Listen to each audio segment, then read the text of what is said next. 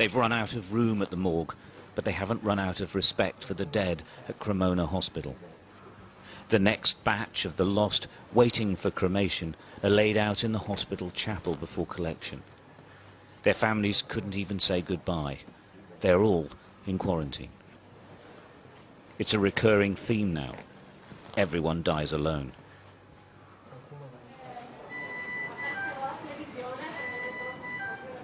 They came from here, the hospital's intensive care unit, which is on the brink of collapse.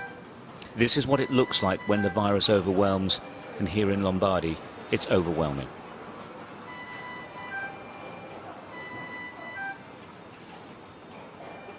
These patients are critically ill. In all probability, they won't make it. The staff have no cure available to them. They're just trying to keep them alive.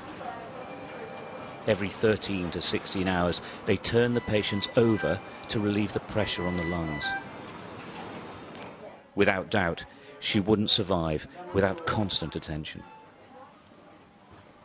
The patients are highly contagious. Where possible, they're observed from a distance, but most of the time, that isn't possible.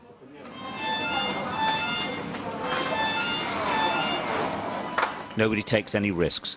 They wash and sanitize constantly. Gloves, masks and protective clothes are regularly changed. In truth, these men and women are exhausted.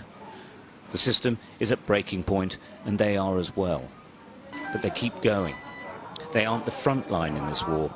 They are the only line. It's a very dangerous, is a disaster, is a tsunami. And we are here 12 hours a day. Only we are go to home for a few hours and come back here for the work, because we are here for the patients.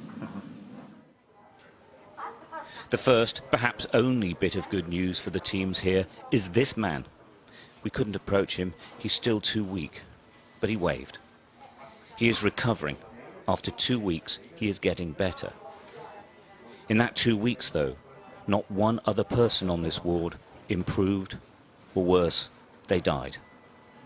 What's really interesting here is that now they've had to extend the intensive care unit, but now it is absolutely full. It's absolutely full in every hospital in Lombardy. They're hoping that some can be taken away. And the other really frightening development is that the patients are getting much, much younger because they are not being treated in hospital because there's no room for them. That is a big, big change, because the virus has mainly affected the older age groups. Now they're talking about people in their 30s and 40s. That hasn't been seen anywhere so far. The only illnesses being treated in Cremona Hospital now are linked to the coronavirus, and it's spreading. We opened this side of the department to intensive care only yesterday, and today it's already full. Oh, so in 1 day it's full? In 1 day, less than 1 day, yes. Emanuela Catenacci is a neurosurgeon normally. Now she's working in intensive care. She asked to send a message to the world. Lockdown. If you can see what's happened in another country or in another part of your country and wait to do something, I think now it's not more an option. Maybe at the beginning we didn't know exactly what would be happen, but now we know what happened. It's you don't think that it's happening here and it can't happen everywhere else. It will. Because it will, if you don't do anything to stop it. In Lombardy, they haven't run out of hope, but they're struggling with pretty much everything else. They're waiting for the epidemic to peak, but it could be weeks.